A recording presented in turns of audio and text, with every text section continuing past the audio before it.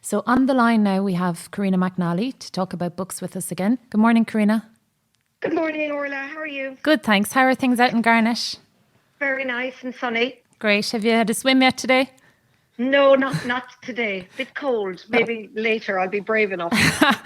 Carina and I were chatting yesterday about working up the bravery to get in for a swim, because you always feel better after it. It's just the before is the worst part of it, I think. Yeah, psyching yourself up. Exactly. So, Carina, you're going to talk to us about a few books today. I am. And you know what? Just listening to Helen talking about Earth Day, completely by accident, both the books I'm speaking about have to do with the environment and nature, and that wasn't deliberate. So obviously it's in the psyche at the moment. Great. Yeah, so I think our listeners would be delighted to hear about them. Yeah. Now, I remember you asked me to talk about a book that you can pick up any time again and again. So I immediately thought of a book called An Irish Nature Year by Jane Powers. Now, it's a nature diary published it's a diary form, and there's one entry for every single day of the year. So it's a little account of a creature or a plant or a habitat or a seabird that's in season. So every day has a little entry, 15 lines, and you just pick it up in the morning, leave it by the kettle, leave it on the kitchen table, and you find out about your environment. And there's just amazing little snippets of information in there about stuff that's right under our noses, little things that mark the passing of the seasons in the Irish landscape. And it doesn't matter if you poke your nose out the door in Bear Island or the cities, it's all the nature is there, bees, dandelions, whatever. Actually, when you mentioned it to me yesterday, Carina, I was thinking about getting it for school, because I think it'd be a really nice thing just every day in the morning, to read the passage for that day. Definitely. I just read the passage for today. And for all you Marks out there, I learned it's St. Mark's Day. And at the moment, what we have are these St. Mark's jet black flies, and they're appearing around now. And their likeness are used by trout anglers. So you're just learning little things all the time. And it's just classic and timeless. It sounds great, Carina. And is it based on Irish nature? Oh, yeah. Oh, it's all Irish nature. Sorry, it's called An Irish Nature Year. Brilliant. By Jane Powers. And it's recently published. She's a nature writer.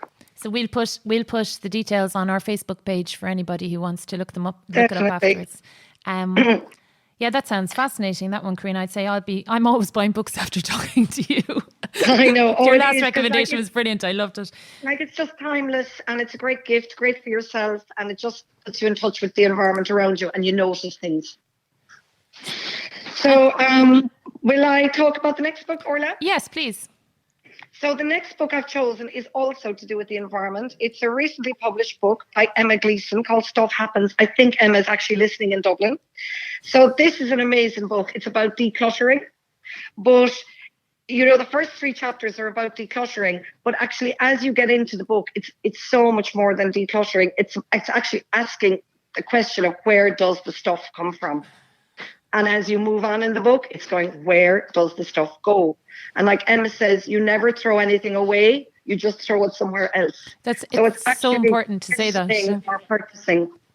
And it's just amazing. And, you actually think about how you shop as you go through the book. And like she states, clothes are the biggest landfill item. Wow. So, throwing away clothes, like she says, the most sustainable thing in your wardrobe is what's already in there. And she doesn't kind of put you off shopping. She just wants you to think about what's happening. How is this stuff getting into your house? That when you go to the charity shop, you make that big benevolent gifts of clothes. Most of that ends up in landfill in Southeast Asia. So it just really makes you think about reusing stuff, recycling stuff, and not throwing stuff away. It's so important, Carina, because when you think about it, well, the problem is we don't think about it enough. We buy a complete item.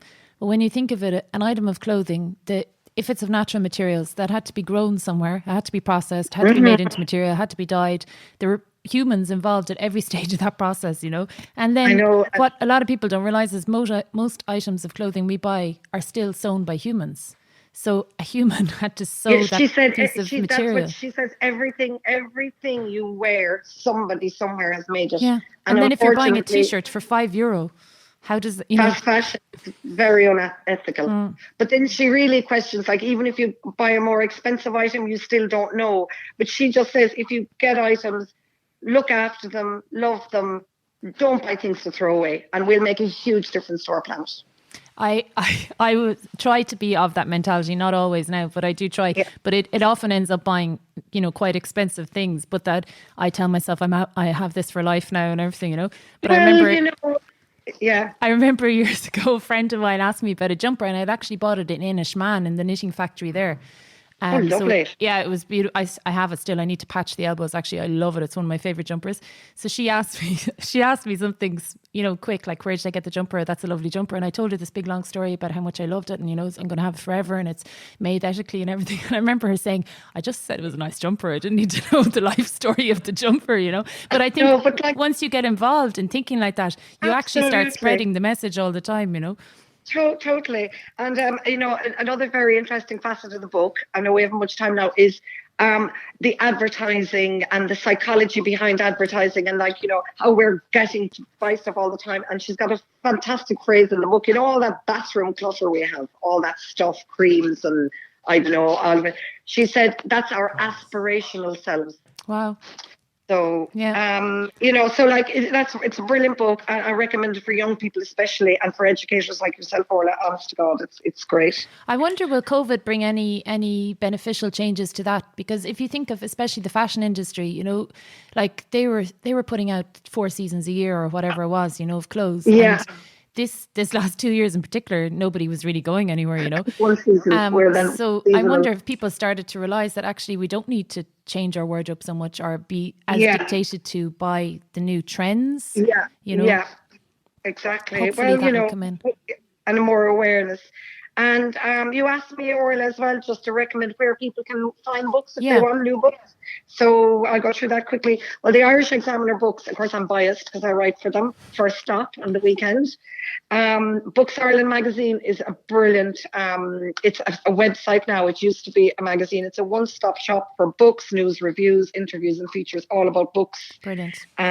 Martin Doyle in the Irish Times book section and the Guardian books as well. And Bantry Bookshop on the window, of course.